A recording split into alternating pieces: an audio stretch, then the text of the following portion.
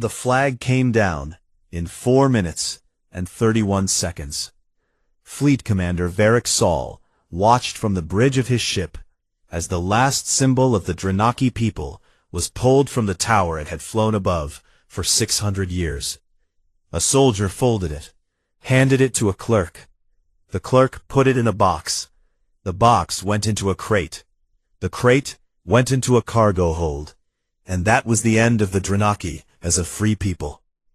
Varric Sol was already reading the next file. He had done this 43 times. 43 worlds, 43 flags, 43 civilizations that had looked up at his fleet and made the correct decision, the smart decision. Surrender was not defeat. He believed that. He told himself that every time. The Empire did not destroy what it conquered. It organized it, gave it roads and laws and trade routes. The Dranaki would be fine. Unhappy, maybe, but fine. The next file was thin. That was the first thing he noticed. Every world he had ever pacified came with a briefing document of at least 60 pages. Intelligence reports, military assessments, population data, cultural analysis, psychological profiles of their leaders. 60 pages minimum. He had once received a 400-page briefing for a civilization that surrendered before his fleet even finished forming up. This file was 4 pages. World designation UX 7714. Local name Earth. Single habitable planet. 1 moon, 1 star. Population approximately 9 billion of a species called humans. No faster than light travel. No energy weapons. No contact with any other species in the galaxy. They did not know the Empire existed. 4 pages.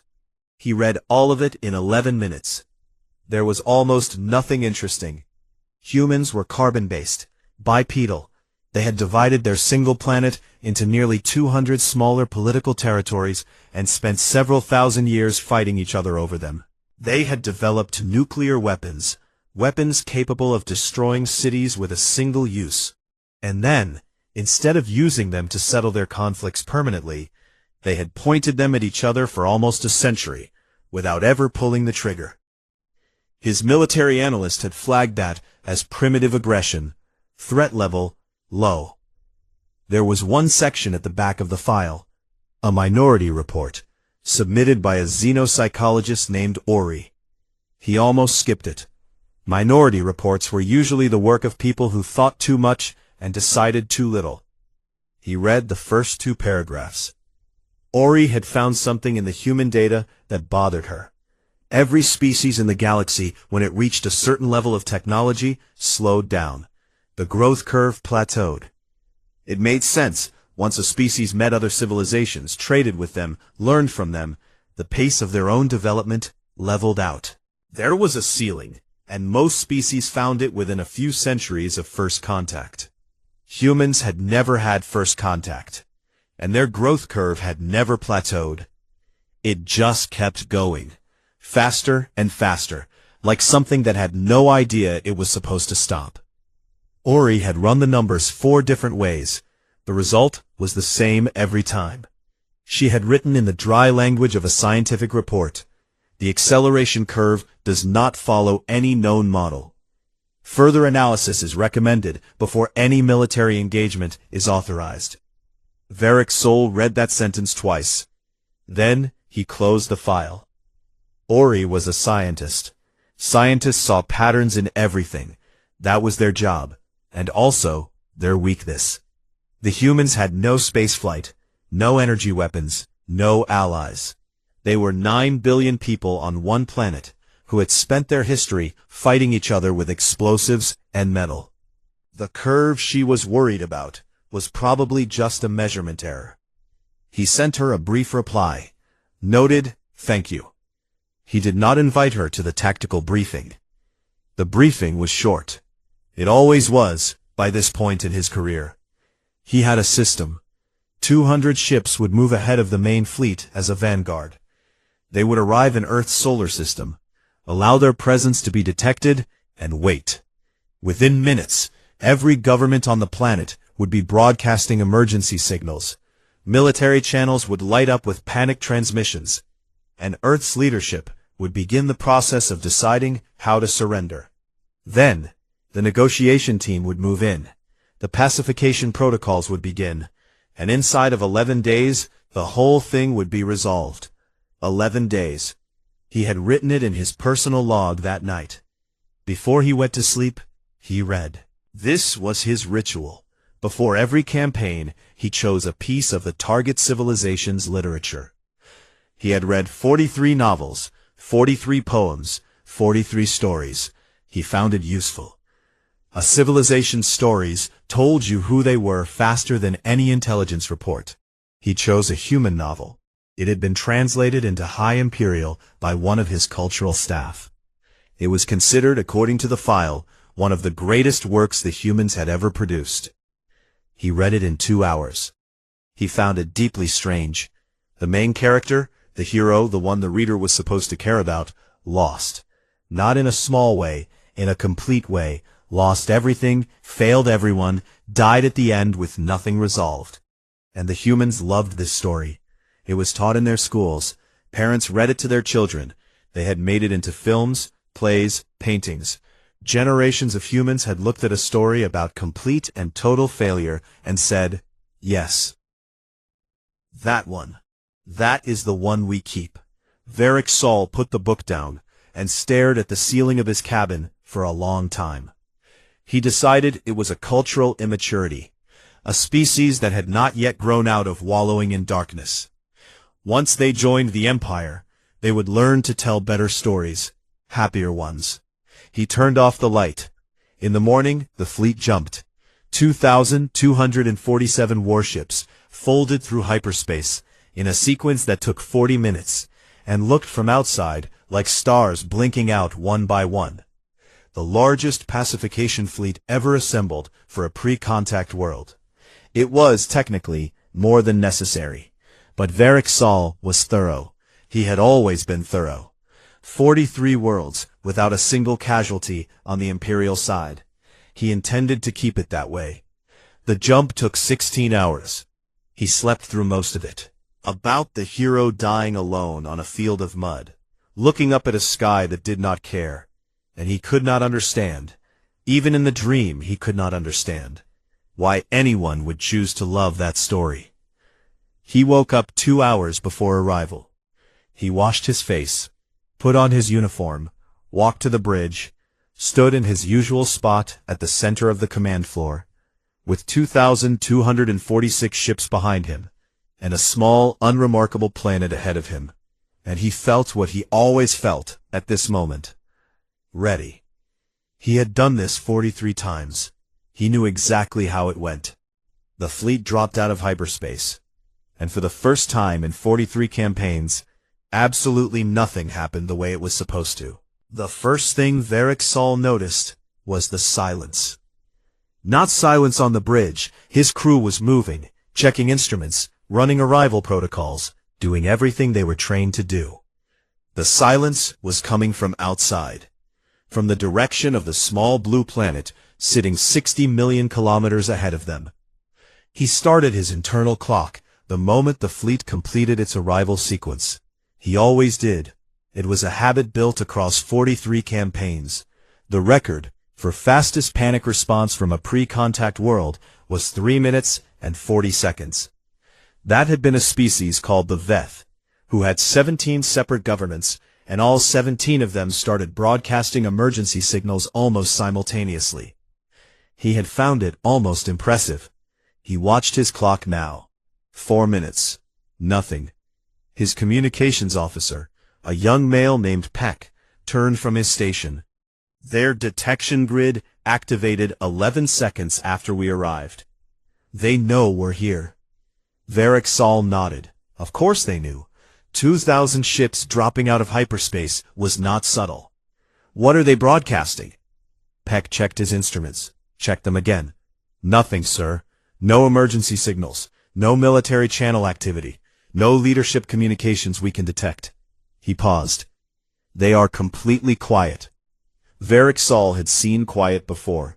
Some civilizations went quiet from shock, The sheer scale of an Imperial fleet locked them up the way a small animal locks up when it sees something larger than anything it has a word for. It never lasted. Shock gave way to panic inside of 10 minutes, always. He watched his clock. 7 minutes, still nothing. He was about to order a standard diplomatic hail when Peck turned around again. His face had a quality Varric Sol had not seen on a crew member's face in a very long time. Uncertainty. Sir, we're receiving a signal from the planet. Single transmission. Tight beam, directed specifically at this ship. He looked down at his screen. It's a data package. Decrypt it. It took the linguistics team 4 minutes to open the package. Varric Sol waited without moving. When the lead linguist finally spoke, her voice had something strange in it, a flatness that meant she was working very hard to sound calm. It's a transcript, sir. Of what? Of your personal log, specifically the entry you recorded last night, before we jumped. The bridge went quiet in a different way than before. Varric Sol read the transcript on the display in front of him. Every word, including the parts he had recorded in his private cabin, on an encrypted military system, on a ship that had not yet been anywhere near this solar system when he recorded it. Estimated campaign duration, 11 days. He stood very still for a moment. Then he said, in a voice that gave nothing away, raise their leadership on standard diplomatic frequencies, full courtesy protocol. It took 20 minutes to establish a channel. He used the time to think. The xenopsychologist's report moved through his mind. The growth curve that never plateaued. The development pattern that matched no known model. He told himself there was a rational explanation. There was always a rational explanation. The channel opened. He spoke in standard Galactic. He introduced himself, his rank, his mission. He explained, in the measured language of an empire that had done this 43 times, that Earth had been selected for integration. That the process was not hostile. That cooperation would be met with fairness, and that the civilization would be preserved. He extended the option of immediate capitulation. It was a good speech. It had always worked before. Earth's response came back in High Imperial, not Standard Galactic. High Imperial, the bureaucratic language of the Empire's administrative class, a language used internally, a language that Earth had no official way of knowing existed. The response was one sentence. Fleet Commander Varric Sol, we have been watching your empire for 60 years. We have been watching you personally for 19. We would like to give you an opportunity to leave. This is the only time we will offer it. He read it 3 times. 60 years. They had been watching for 60 years. Humanity had no faster-than-light travel, no known contact with any galactic civilization, no seat at any interstellar council, and they had been watching the Empire for 60 years, in secret, without anyone knowing. And they had been watching him for 19. He was 51 years old. That meant they had begun watching him when he was 32, the year of his 8th campaign. He tried to remember what he had been doing at 32. He had been a mid-rank fleet officer, not famous, not particularly important, just competent and rising. They had noticed him anyway. A message came through from the rear of the fleet, from Ori. He almost did not open it. When he did, it contained 3 words. Turn the fleet around. He did not respond to her. He set the message aside. He had 2,000 ships behind him and 43 successful campaigns in front of him. And he was not going to be rattled by a planet that knew his name. He ordered the fleet to advance. Begin standard Vanguard protocol, he said. 200 ships forward. The rest, hold position. His sensor officer, a quiet, careful female named Sheva, was running long-range scans of the solar system as the fleet began to move. This was also standard. He always mapped the terrain before advancing. Good information saved lives. Sheva ran her scans. She ran them again. Commander. Her voice had the same quality as the linguist's. that careful flatness. I'm getting an anomalous reading from Earth's moon. Define anomalous. The near side reads as natural. Normal geological signature. But the far side, she stopped, started again. The far side has a different reading. A very different reading. Different how? She turned from her station and looked at him directly. In 43 campaigns, his sensor officer had never turned from her station to look at him directly. Information always came through protocol. She always faced her instruments. She was not facing her instruments now. It's hollow, sir, she said. The far side of their moon is hollow. The structural readings suggest it has been hollow for at least 200 years. Nobody on the bridge said anything. Varric Sol looked at the planet ahead of them, blue and white and quiet. 9 billion people who had never met another species, who had spent their history fighting each other with explosives, who did not yet have faster-than-light travel, who had, for reasons he could not explain, spent 200 years quietly carving out the inside of their moon. He thought about the novel he had read, the hero dying in the mud, and the humans keeping that story for generations, teaching it to their children, loving it. He had thought it meant they were immature. He was beginning to think it meant something else entirely. He should have turned the fleet around. He did not turn the fleet around. Continue the advance, he said. The 200 Vanguard ships moved forward, and from somewhere inside the hollow moon, something began to wake up. Earth Planetary Defense Grid. Autonomous Engagement Log. Timestamp 04-1703 UTC. Foreign fleet detected. 2,247 vessels. Classification: hostile. Engagement authorization: standing order, pre-approved. Council Resolution 7, ratified March 2041. No human authorization required. No human authorization sought. All systems online. Commencing. The Vanguard moved at standard advanced speed. Varric Sol watched them on the main display. 200 ships spreading into a wide formation. Textbook positioning. Exactly the shape he had used 43 times before.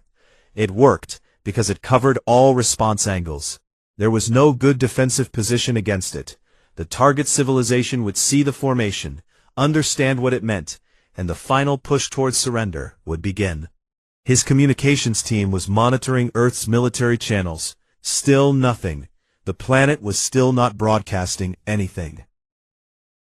Not one panicked transmission. Not one military frequency activated. He had stopped finding that reassuring approximately 30 minutes ago. Vanguard at 30% advance, his navigation officer reported. Varric Sol nodded. He stood with his hands behind his back, the way he always stood on the bridge during an operation. Still, controlled. A commander did not show doubt to his crew. Whatever he was feeling, and he was feeling something he did not have a clean name for, it stayed behind his face. Sheva, his sensor officer, was running continuous scans of the moon. She had been running them since her report. She had not said anything else yet. He noticed she had not looked at her instruments in the last several minutes. She was staring at her screen without reading it, the way a person stares at something when they are waiting for news they already know is going to be bad. Vanguard at 40% advance. Earth Planetary Defense Grid. Autonomous Engagement Log. Timestamp 04-1744 UTC. Lunar Battery 1 through 88 online. Orbital Platform Network. All 312 stations online. Deep Space Interdiction Mines. Field designation Labyrinth. Armed. Note: Labyrinth was seeded across a 4 light-hour radius, beginning in 2067. Foreign fleet transited through the field on arrival. All 2,247 vessels are currently within the detonation envelope. Mines have been in passive mode since fleet arrival, awaiting optimal targeting solution. Optimal targeting solution achieved. The first ship disappeared from Varric Sol's display, at 04:17:51 UTC. He saw it go. One moment it was there, a clean green indicator on the tactical screen, designation V7, one of his Vanguard ships, 1,200 crew members, a vessel that had served in 9 campaigns. Then it was not there. No explosion, no distress signal, no debris reading. It was simply gone, the way a light goes out. He had time to think. Sensor malfunction. Then V12 disappeared. V3, V19, V44. Report, he said. Nobody reported. Not because they were ignoring him, because they had nothing. Every station on the bridge was showing the same thing. Ships vanishing from the display, one after another, in a sequence that made no tactical sense. From different positions, different distances, as if something were reaching into the formation and pulling ships out, individually and casually, the way a person pulls weeds. The hull flexed. He felt it through his boots, a deep, low movement that traveled up through the floor and into his legs, the kind of physical feeling that happens when something very large and very fast passes close to the ship without hitting it. He had felt that feeling once before, during a training exercise near a collapsing star. He had not expected to feel it in what was supposed to be an 11-day administrative operation. Hull reading, he said. Negative impact, sir, someone said. Something passed us. We can't. A pause. We cannot identify what it was. Earth Planetary Defense Grid. Autonomous Engagement Log. Timestamp. 04:18:02 UTC. Engagement duration, 11 seconds. Fleet status, neutralized. Vessels destroyed 2,246. Vessels permitted to survive, 1. The flagship. Classification, intentional. Rationale, a message requires a messenger. Flagging the flagship's unique identifier. Standing down all active systems. Monitoring mode engaged. Awaiting further instruction. No further instruction expected. Varric Sol stood in a silence that was different from any silence he had ever experienced. The tactical display in front of him showed one ship. In a space where, 11 seconds ago, 2,247 ships had been, there was now one. The display kept trying to update. The system was designed to track an entire fleet, and it kept searching for signals that were not there. The way a dog keeps looking at a door after the person who used to walk through it is gone. He made himself look at the crew. They were all still at their stations. Nobody had run. Nobody had made a sound. They were sitting in the specific stillness of people whose brains have received information that the rest of them has not yet processed. They looked like people waiting to wake up from something. Peck, his communications officer, was the first to speak. His voice was very careful, very even. The voice of a person who has decided that if they just keep speaking normally, then normal things will continue to be true. We are receiving a transmission from the planet. Varric Sol turned to face the screen. The transmission was in High Imperial again. Short. 1 paragraph. You have been given a gift, Fleet Commander Varric Sol. You are the only living being in this galaxy who has seen what we can do and is still alive to describe it. We want you to think about that. We want you to understand that we chose to let you live, just now, in the same way that you would choose to let a bird out of a window. Not because the bird was dangerous, but because there was no reason to harm it. Go home, tell them what you saw, spend that gift wisely. He read it twice. Chose to let you live, not spared by luck, not missed by accident, chosen deliberately. From the middle of a battle that had lasted 11 seconds, something on that planet had identified his flagship specifically and made a decision, not a military decision, a considered decision, a decision that included the word gift and excluded him from what happened to everything else. He had gone into 43 campaigns as the most dangerous thing in the sky. He had just been let out of a window. He sat down. He did not mean to. His legs simply made the decision without consulting him, and he sat in his command chair, and he looked at the empty tactical display, and he tried to find something in his 43 campaigns and his 51 years of life that had given him any equipment for this moment.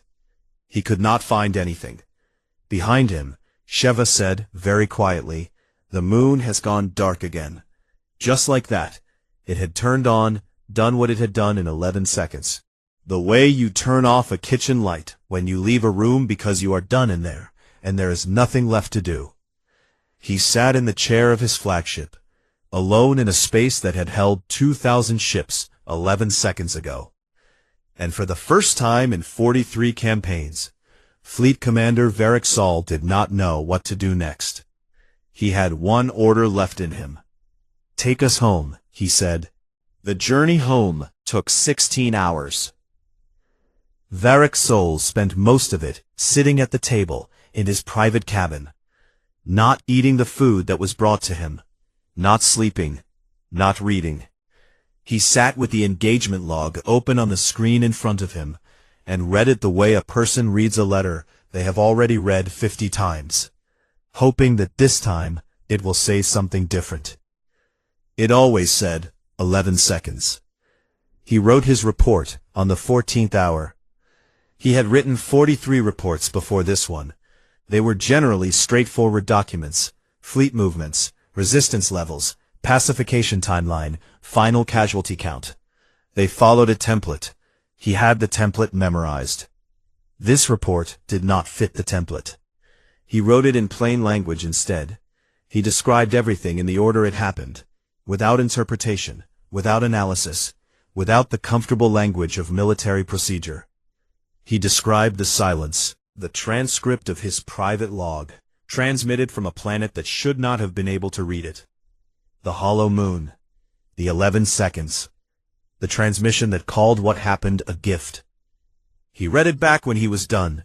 He deleted 2 paragraphs where he had, without noticing, started to try to make it sound less like what it was. He sent it as it was, plain and complete and terrible. The Imperial High Council chamber was the largest indoor space on the capital world. The ceiling was 200 meters above the floor. The walls were covered in the names of every civilization the Empire had ever absorbed, 600 of them, in lettering that had taken stonemasons 4 generations to complete. The room had been designed to make everyone who entered it feel small and temporary in the face of the Empire's permanence. Varric Sol had been in this room 3 times before. He had always found it impressive. He did not find it impressive now.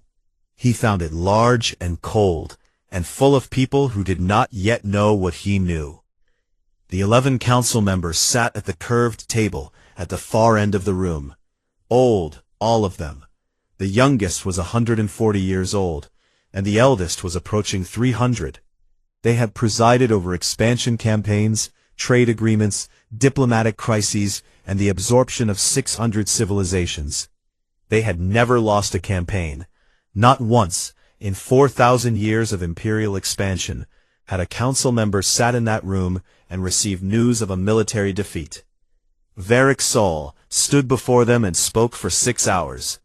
He walked them through everything: the thin briefing file, Ori's minority report and why he had set it aside, the fleet's arrival, and the silence that followed it, the transcript of his private log, transmitted before it should have been possible, the formation of the Vanguard, the 11 seconds. He put the sensor data on the main display, and he showed them the fleet disappearing, ship by ship, and then all at once. When he finished, the chamber was quiet. The council's senior military analyst, a male who had spent 90 years studying every significant military engagement in galactic history, leaned forward. "You said 11 seconds. Yes. For a fleet of that size? Yes." The analyst looked at the display for a long time. Then he said, "That is not possible."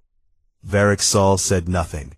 He simply waited, the way he had learned to wait in the 16 hours on the ship home, because there was nothing to say that was more persuasive than the data already on the screen. The analyst looked at the data. He did not say anything else. One of the council members, a senior administrator named Voss, who managed the Empire's resource allocation and had never, to Varric Sol's knowledge, attended a single military briefing voluntarily, asked the question that he expected. How did they build all of this without us detecting it? Varric Sol had prepared for this question. He had known someone would ask it, because it was the comfortable question. The question that implied the problem was one of intelligence failure, of the Empire not watching carefully enough, a gap that could be closed and corrected. With respect, he said, that is not the right question. Voss looked at him. The right question is, how long have they had it? He pulled up Earth's public historical record, data the Empire's scouts had collected years ago, sitting in a file nobody had thought to examine closely, because the planet had been rated low priority. He showed the Council the construction records. The lunar excavation project, begun in 2047, and publicly documented in Earth's own media archives as a classified military program. The deep space minefield, which Earth had called Labyrinth in their own records, seeded across 4 light hours of space, beginning in 2067. The orbital platform network, 312 stations, which had been brought fully online in 2089. He let the dates sit in the room for a moment. Their first contact with any alien species was us, he said. We arrived 11 days ago. Before that, they had never spoken to another civilization, never traded with one, never been visited by one. They had no confirmed evidence that life existed anywhere else in the galaxy. He gestured at the construction records. They built all of this before they had any of that. They built a galactic-scale defense system for a war they had no proof was coming. The chamber was quiet again. Why? Voss asked.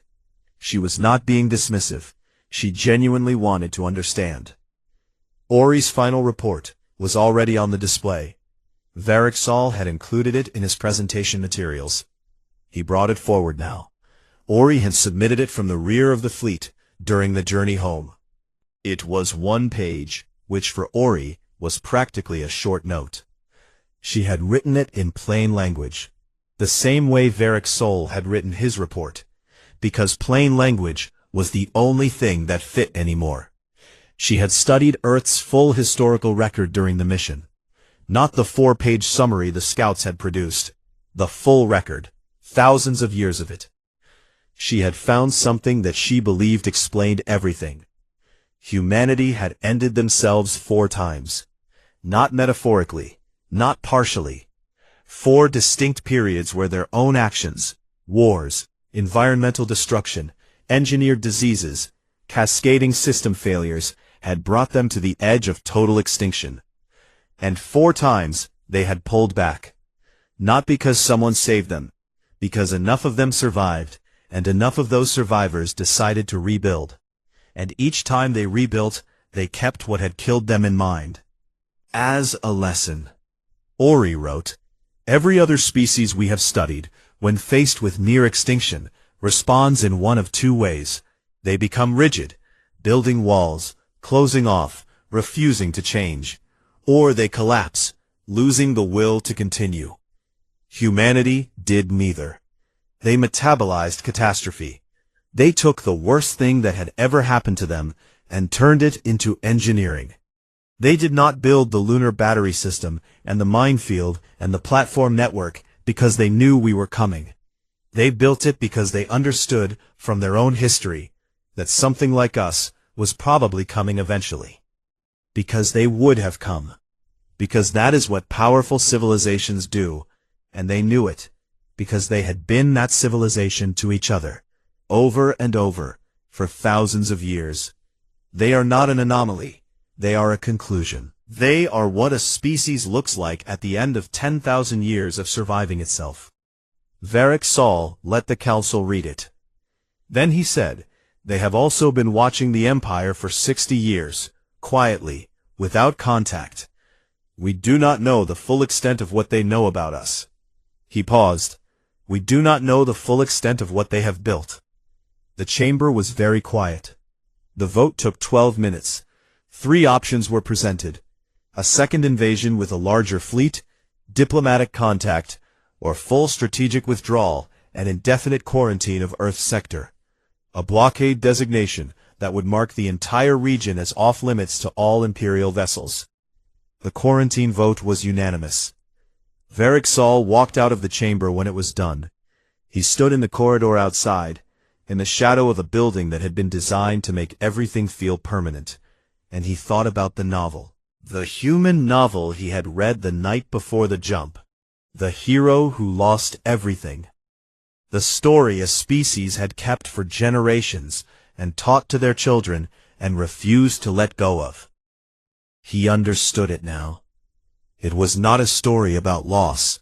Admiral Yun Cassia heard about the fleet at 04-1803 UTC, 2 seconds after the grid logged the end of the engagement.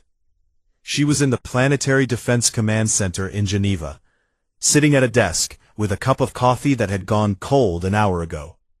She had been awake for 22 hours. When the engagement alert came through, a soft chime, almost polite, the kind of sound a calendar reminder makes, she looked at her screen, read the log entry twice, and then sat very still for about 30 seconds. 2,246 ships. 11 seconds.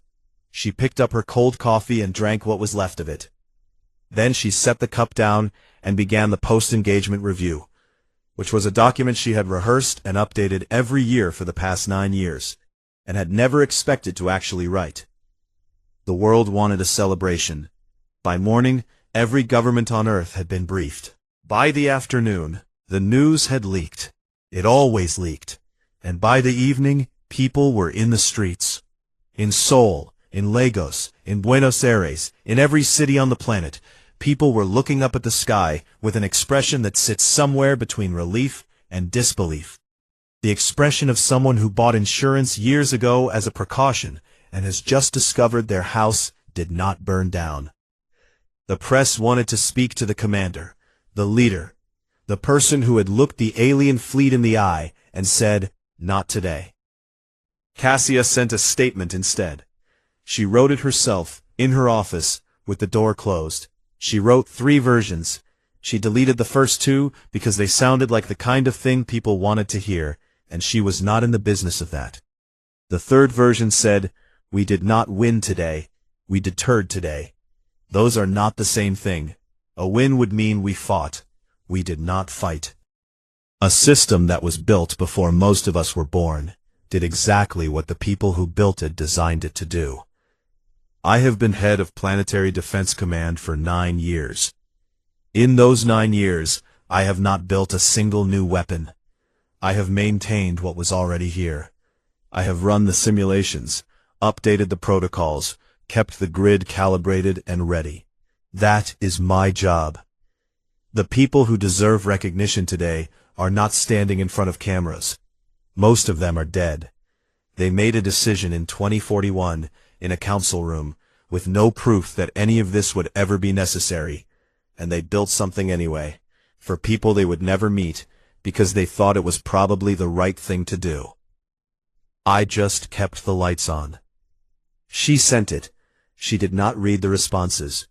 There was a room on the lowest level of the Geneva Command Center that most of the staff did not know about. It was not on any of the official building maps. The door was unmarked. Cassia had a key, because every head of Planetary Defense Command was given a key on their first day, along with a single sentence of instruction. Go when you need to. Don't stay too long. She went that evening, when the building had quieted down. The room was small, no windows, one overhead light, the kind that hums slightly. A single display screen on the wall, and below it, in lettering that someone had pressed directly into the wall material by hand, one name at a time, 41 names. The members of the 2041 Council. The people who had looked at Earth's history, at 4 near extinctions, at a century of nuclear weapons pointed at each other. At every war and plague and disaster, they had survived by the thinnest possible margin, and made a decision. Not a reactive decision, a deliberate one. They had sat in a room and asked, "Given everything we know of powerful civilizations, given everything we know about what happens when a stronger force meets a weaker one, given everything we know about ourselves and what we would do if the positions were reversed, what is probably coming for us, eventually, from out there?" And then they had funded the answer. The lunar excavation. The minefield across 4 light hours of space, each mine quietly drifting in the dark for decades before it was ever needed. The orbital platform network. The grid itself. The autonomous system that needed no human hand on any trigger, because the people who built it had understood, with the clear-eyed practicality of a species that had survived itself 4 times, that in the moment it was actually needed, there might not be time for a human hand. 41 names, none of them alive to see this morning. Cassia stood in front of the wall and looked at the names for a long time. She thought about the alien commander. The file had his name by now. Varric Sol, rank of fleet commander, 43 prior campaigns.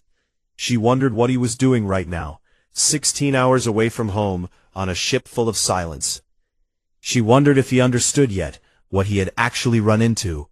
Not a weapon, a message, written in 2041, addressed to whoever came eventually, saying, "We know what you are. We know because we used to be you, and we decided, a long time ago, that we were done." She stayed in the room until the overhead light started to bother her eyes. Then she turned off the light and stood in the dark for a moment, with 41 names she couldn't see anymore, before she went back upstairs. The junior analyst who stopped her in the cafeteria hallway looked about 23. He had the specific energy of someone who had been awake for 30 hours on the strength of adrenaline and vending machine food, and was just now hitting the part of the night where the adrenaline runs out and the questions start. His name was Day. She had seen him in the monitoring room. He was good at his job. "Admiral," he said, he had clearly been working up to this. "What happens now?" She thought about the 41 names. She thought about Ori's report, which someone had translated and leaked, and which was already being read by people in 12 languages. She thought about the quarantine beacon the Empire would eventually place at the edge of their sector. She was confident they would place one, because she would have placed one. And about what it would say. "Now we build the next thing," she said. He blinked. "What next thing?" "Whatever the next threat is." He was quiet for a moment. Then, "Do you know what the next threat is?" She thought about 4 extinctions. She thought about a species that had pointed nuclear weapons at itself for a century and come out the other side and decided that was enough of that. She thought about 41 people in a room with no proof and a very long plan. "We never do," she said. She walked past him toward the elevator. Behind her, she heard him thinking about it. The specific silence of a person whose brain is working on something it will keep working on for years. That was the right thing to leave in a person. Far out in the dark, at the edge of what the Empire would quietly begin calling the Forbidden Sector, a buoy was placed. It broadcast on all standard frequencies, in every language the Empire used, for any vessel that wandered close enough to receive it. Warning. Species designation, human. Threat classification, ungradable. Do not engage. Do not contact. Do not approach. The buoy drifted. The moon watched. Quiet, the way it had always been quiet, carrying its hollow dark interior and its 88 batteries and its 200 years of patient waiting. The specific and enormous patience of a species that had always understood, in its bones and its history and its 41 names pressed into a wall in a basement room, that the universe was very large and they were very small, and something was probably coming eventually. So they had made sure they were ready first. Not out of fear, out of the oldest and most human knowledge there is, that the worst things rarely announce themselves, that the dark between the stars is genuinely dark, and that the only honest answer to what's out there is we don't know, but we'll be prepared for it anyway. On Earth, the sun came up. People went to work. Children went to school. In Geneva, a cold cup of coffee sat on a desk in an empty office. In a basement room, 41 names caught the light from a screen that was still running the post-engagement review. The grid rested. Still watching. Still waiting. Always.